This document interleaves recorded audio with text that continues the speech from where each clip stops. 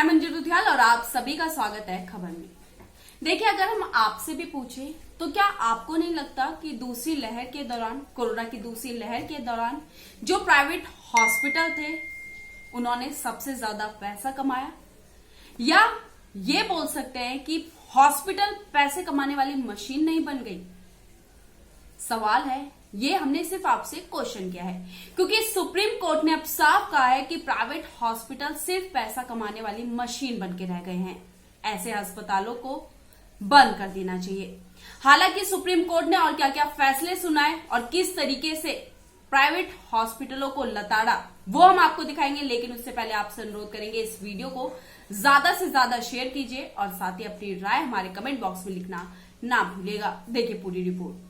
Supreme court ने सोमवार को कहा कि अस्पताल बड़े उद्योग बन गए हैं और यह सब मानव जीवन को संकट में डालकर हो रहा है। प्राइवेट अस्पतालों को छोटे आवासीय भवनों से संचालित करने की अनुमति देने के बजाय सरकारें बेहतर अस्पताल प्रदान कर सकती है। Justice D.Y.. चंद्रचूड़ और जस्टिस एम.आर. शाह की पीठ ने कहा कि अस्पताल बड़े उद्योग बन गए हैं, हम उन्हें जीवन की कीमत पर समृद्ध नहीं होने दे सकते। बेहतर होगा कि ऐसे अस्पतालों को बंद कर दिया जाए। पीठ ने भवन आयोग अनुमति के संबंध में अस्पतालों के लिए समय सीमा बढ़ाने के लिए गुजरात सरकार की खिंचाई की।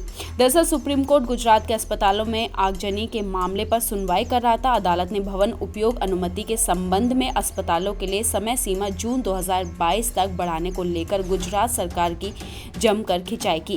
कोर्ट ने राज्य सरकार से अस्पतालों को छूट देने वाली इस अधिसूचना को वापस लेने को कहा। पीठ ने कहा कि एक मरीज जो कोविड से ठीक हो गया था और उसे अगले दिन छुट्टी दी जानी थी, परंतु आग लगने से उसकी मौत हो गई और 2 नर्सें भी जिंदा जल गई। पीठ ने कहा कि ये मानवीय त्रासदी है जो हमारी आंखों के सामने हुआ है, फिर भी हम इन अस्पतालों के लिए समय बढ़ाते हैं।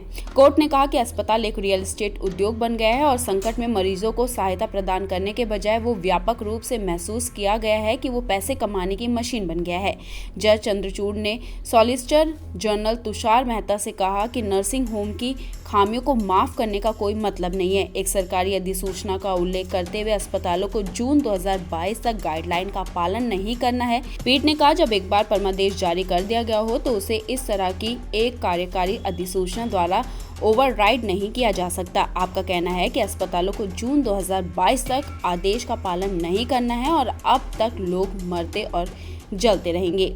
शीर्ष अदालत ने अस्पतालों में अग्नि सुरक्षा के मुद्दे पर एक आयोग की रिपोर्ट को सीलबंद लिफाफे में दायर करने पर भी नाराजगी जताई। जस्टिस चंद्रचूड़ ने कहा कि सीलबंद लिफाफे में आयोग की यह कौन सी रिपोर्ट है, यह कोई परमाणु रहस्य नहीं है। पिछले साल दिसंबर में अदालत ने केंद्र को अस्पतालों में किए गए अग्नि सुरक्षा ऑडिट पर सभी राज्यों से डेटा प्रस्तुत करने का निर्देश दिया था। अदालत ने उल्लेख किया है कि हालांकि विभिन्न राज्यों और केंद्र शासित प्रदेशों ने उपाय किए हैं और निरीक्षण किया है, मगर फिर भी आगे के ऑडिट की आवश्यकता है और राज्य सरकार को प्रत्येक जिले में महीने में कम से कम एक बार प्रत्येक कोविड अस्पताल का अग्नि ऑडिट करने के लिए एक समिति गठित करने के लिए कहा।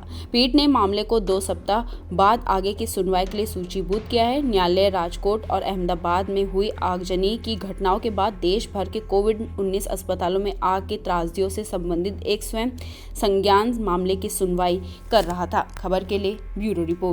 तो ये थी पूरी खबर, जहां सुप्रीम कोर्ट ने कड़े फैसले लिए और साथ ही जो प्राइवेट हॉस्पिटल सिर्फ पैसा कमाने के लिए काम करता है, उन प्राइवेट हॉस्पिटलों को सुप्रीम कोर्ट ने बुरी तरीके से लताड़ लगाई। ऐसी खबरों को देखने के लिए हमारे चैनल को सब्सक्राइब कीजिए, साथ ही अपनी राय हमारे कमेंट बॉक्स में लिखना ना भूलिएगा। धन्यवाद।